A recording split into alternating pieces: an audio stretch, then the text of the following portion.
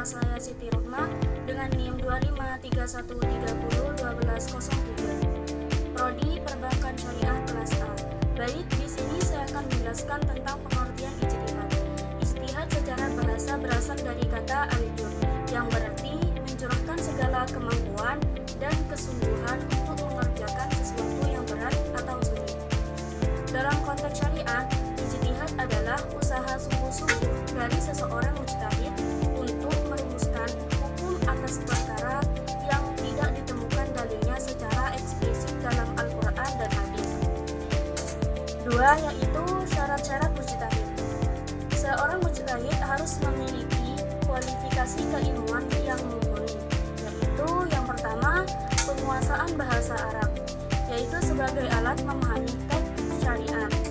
Dan yang kedua yaitu penguasaan Al-Quran dan hadis, yaitu dengan memahami kandungan, konteks asbabun nuzul atau wurud, dan kedudukan dalil atau nasikh mansuh syahid gaib.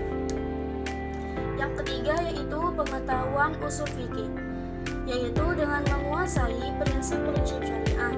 Dan yang keempat, pemahaman tradisi keilmuan dengan cara mengetahui pendapat ulama salaf, ijma, serta perbedaan pendapat di kalangan ulama sebelumnya.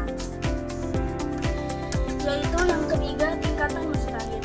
Tingkatan mujtahid ini mujtahid mutlak yang pertama atau mustaqil, yaitu mampu menetapkan kaidah hukum sendiri dan menggali hukum langsung dari sumber utama tanpa terikat mazhab.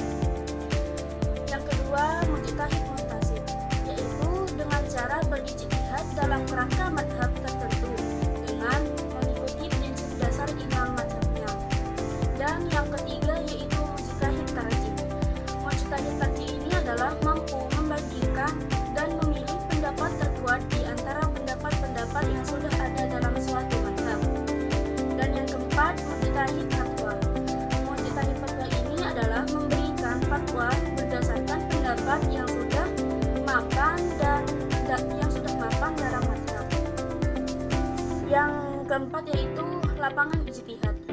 Lapangan ijtihad ini, ijtihad tidak dilakukan pada semua hal. Batasannya adalah hanya pada dalil zani. Dalil zani ini adalah persoalan yang dalilnya tidak pasti atau memiliki makna multi-interpretatif. Yang kedua yaitu masalah baru atau nawazil. Nawazil ini adalah isu kontemporer seperti ekonomi digital ataupun teknologi medis yang belum ada nasibnya. Yang ketiga yaitu bukan pada perkara fikih, dengan cara tidak berlaku bagi hukum yang sudah jelas dan tegas seperti kewajiban sholat 5 waktu atau keharaman zina. Yang kelima, saya akan menjelaskan tentang metode istinbat atau penggalian hukum. Ini yaitu dengan mujtahid menggunakan berbagai perangkat metodologi, antara lain yang pertama ijma. Ijma ini adalah kesepakatan para ulama. Yang kedua, qiyas. Qiyas adalah analogi hukum berdasarkan kesamaan sebab atau ilat. Dan yang ketiga adalah ihtisan. Ihtisan ini mengambil kemasalahannya yang lebih kuat di atas qiyas. Yang keempat, maslahah mursalah, yaitu menetapkan hukum demi kepentingan umum selama tidak bertentangan dengan prinsip syariat.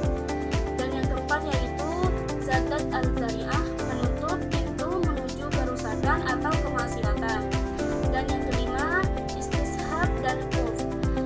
Istihad dan urf ini adalah menggunakan prinsip keberlanjutan hukum asal dan kebiasaan masyarakat yang tidak melanggar syariat. Yang keenam, saya akan menjelaskan tentang hukum berijtihad. Hukum berijtihad ini fardu kifayah, yaitu wajib bagi sebagian masyarakat, atau jika sudah ada yang melakukan kewajiban bagi yang lain gugur. Yang kedua yaitu fardu ain.